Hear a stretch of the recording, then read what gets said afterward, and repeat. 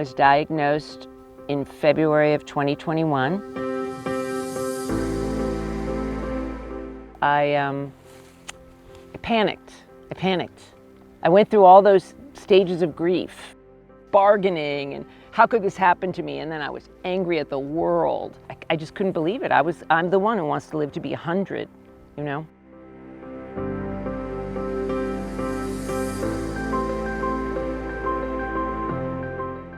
I had my stem cell transplant in the summer of 2022, and I'm hiking the mountains of Alaska in 2023. Savor every step. That's my mantra.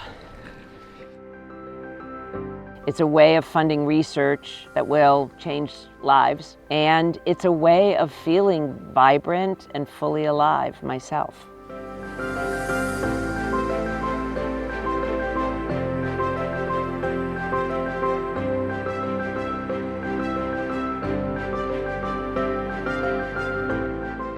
Back in the 80s, I was an oncology nurse living in San Francisco at the height of the AIDS epidemic. So it felt like the whole city was dying.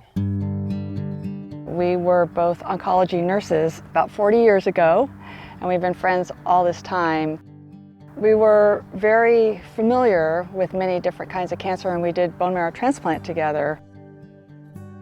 Oncology patients in the hospital were going to die. Myeloma was absolutely maybe a year. There wasn't a whole lot to offer myeloma patients. So I learned a lot about how to live through those patients. Of course, didn't want it to happen to me.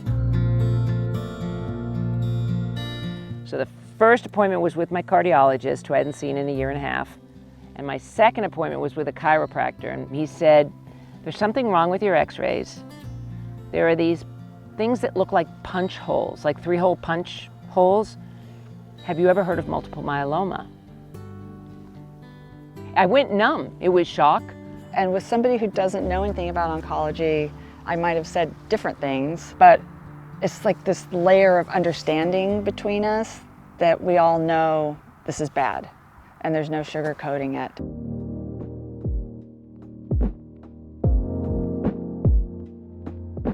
The first thing I did was build a team. Multiple myeloma is a blood cancer. It's found in the bone, in the plasma cells, first diagnosed in 1844, and the Multiple Myeloma Research Foundation was founded in 1998.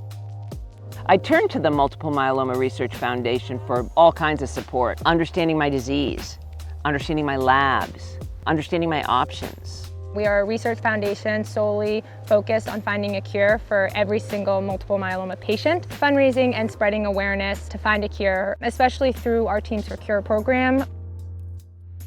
Each year we always try to find new places to go, and this year we are here in Alaska because it is absolutely beautiful.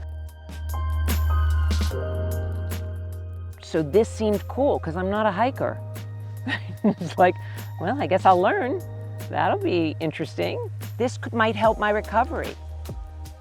When Elizabeth mentioned these hikes last year, I was really excited because I love Alaska and I love hiking. She's a pro. She's done the John Muir Trail. I mean, she knows her stuff. She's written 3 books. And so she taught me about, kind of everything. I just wanted to be a part of supporting her and the organization, and most importantly, research.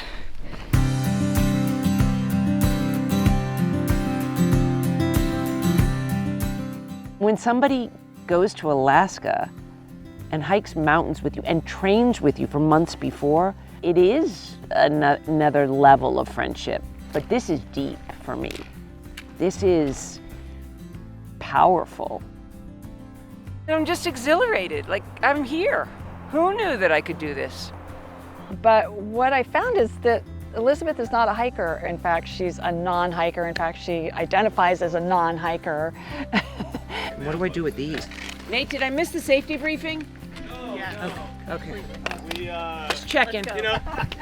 Just kidding. I've had outsized worry about this trip because hiking is hard for me. And then I showed up and I looked at this mountain and I had a moment of thinking, oh no, this is not gonna happen. This is not a training hike. This is so much harder. I tell myself, just show up. Okay. If you don't finish it, you don't finish it. Just show up. So you have to dig in, right? You have to dig in. Holy crap. 2 or 3 months ago, I don't think she could have done it. So she has put the time in, and she's also very tenacious, so she's not going to back down unless she has to. Having Inga here with me feels like such a big gift that she's offered up for me. I appreciate every day we have together. You know, I know she loves Alaska and she loves to hike, but she's doing this to watch over me. And God, that'll make you cry. You know, when people love you that much. It's beautiful.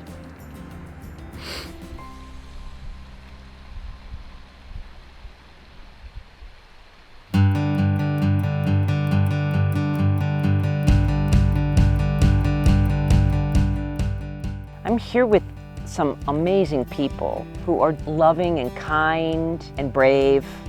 This is the perfect group to do it with. Other patients, caregivers, professionals, a supportive environment where they know your story, and so we all support each other. I was not a hiker before these treks, like at all, until I came across the Multiple Myeloma Research Foundation, where I found this group of what I have to call a family. Isn't she amazing? Oh, look at how amazing she is. You're so sweet. No, you are. Thank you. Yeah. Thank you. You know, it's just a wonderful way to honor my father. You know, passed away 20 years, so a special anniversary. Just feels good for the soul.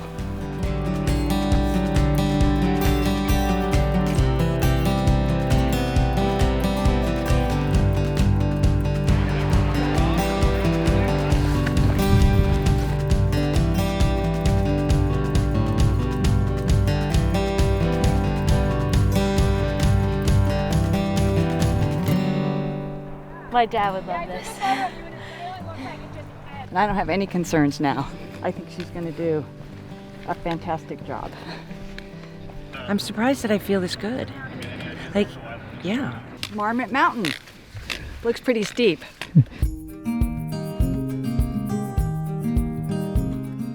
The fundraising component for the Multiple Myeloma Research Foundation is huge, specifically on these trips where it's sponsored by GSK. I'm Jacopo Bitetti, based in Switzerland.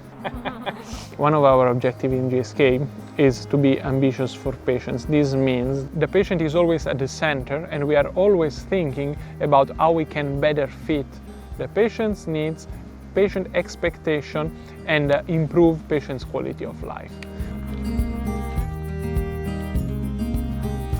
I was diagnosed in 1990 at age 30.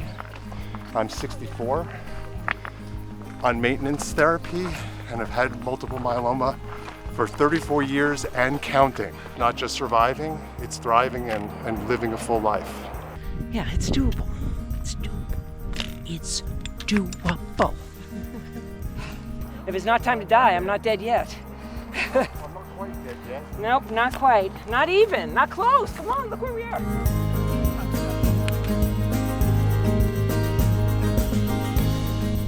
Living with multiple myeloma is about learning how to live with fear in many ways. Oh, man. But it's doable.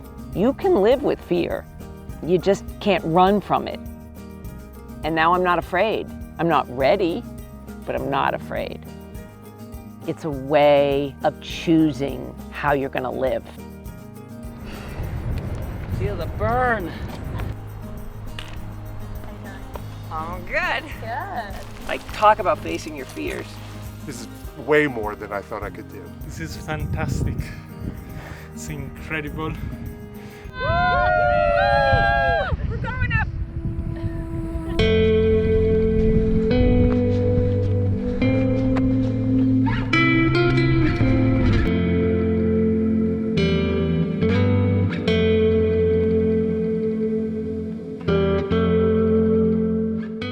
So what I learned through hiking is facing that fear.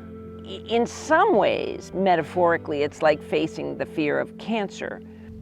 It's physically demanding, yes, but so's chemotherapy. You know, I did it, and I'm alive, so alive.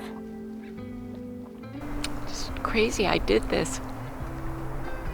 I didn't believe it. Didn't believe I could. That's crazy.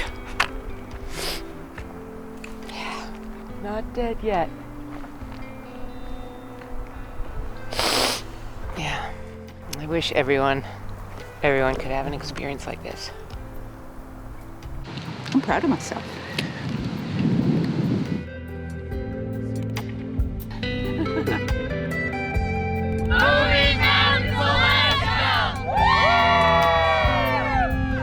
Thank you to our supporters. We are walking with everyone whose name is on this banner. We are grateful.